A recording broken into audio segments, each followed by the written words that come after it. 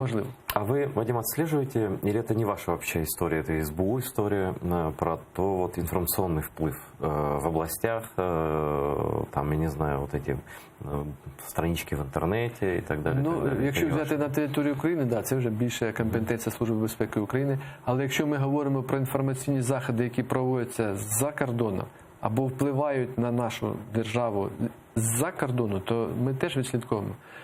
Хочу сказати так, що дуже активні заходи зараз проводяться в інформаційному плані Російської Федерації в країнах Європи. Та ж сама Італія, та ж сама Австрія, Чехія, інші країни.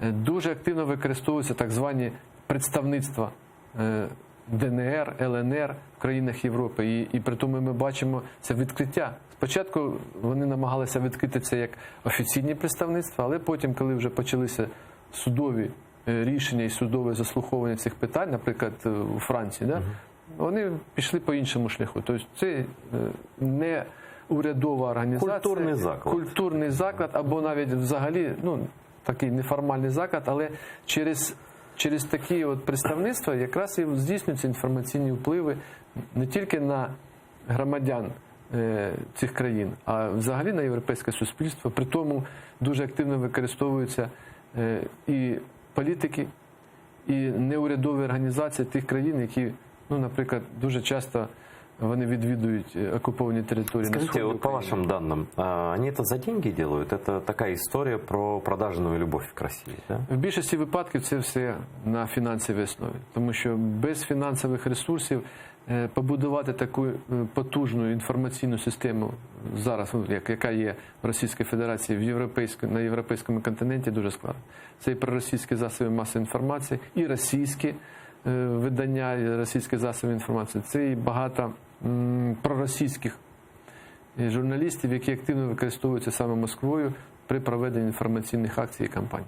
Мне рассказывали, что, например, в Сербии они банально покупали блогеров, журналистов. Каким образом? Они, вот этот Дом культуры там, Российской Федерации, культурный центр, это обычно делается даже не в посольствах, а в культурных центрах. Да, России, одна из форм, это прям, да, культурный центр. Завлекают туда людей, говорят, ну, вы же любите Россию, мы вам покажем нашу страну, и вот вам зарплата, там, 500 евро в месяц блогеру, допустим, да. Потом его везут в Россию, он там экскурсия в Суздаль, Владимир, да, а потом он становится своим человеком, они его просто зарплату ставят, и все. Ну, и в Польше так делали они. По-перше, ну, Росія, як правонаступниця, скажімо так, Радянського Союзу і той же саме ФСБ, тому що вони дуже активно використовують ці заходи впливу, в тому числі і активні заходи, які були розроблені і використовуються КДБ Радянського Союзу. Це по-перше. По-друге, ті ж самі агенти впливу. Да, це є випадки, коли молодь, та, яка, ну, вивчає російську мову, вона поступово залучається до тих чи інших акцій російських.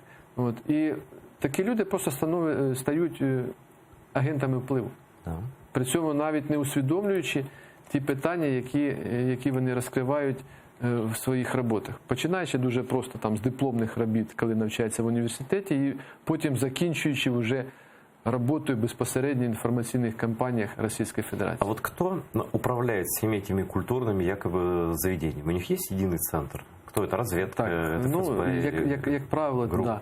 По-перше, це адміністрація президента. В залежності від того, де розміщені ці культурні центри або, скажімо так,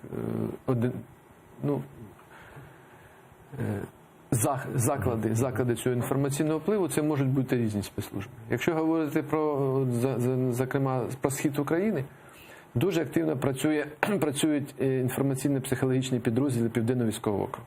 Ну, це, відповідно, Збройні сили і ГРУ США. От, і ми це спостерігаємо з самого початку агресії, коли безпосередньо офіцери Збройних сил Російської Федерації з Південного військового округу від'їжджаються на окуповані території, здійснюють підготовку і контенту, підготовку сюжетів, координують діяльність місцевої влади і засобів масової інформації російських, які приїжджають на цю територію. Якщо ми говоримо про закордоння російське, ну, ту ж саму Європу, це і служба зовнішньої розвідки, і Россотрудничество, така організація Російської Федерації, які координують ці всі зусилля. Тобто це не просто, як кажуть, окремі елементи, це державна політика, яка спрямована саме на діяльність в інформаційній сфері.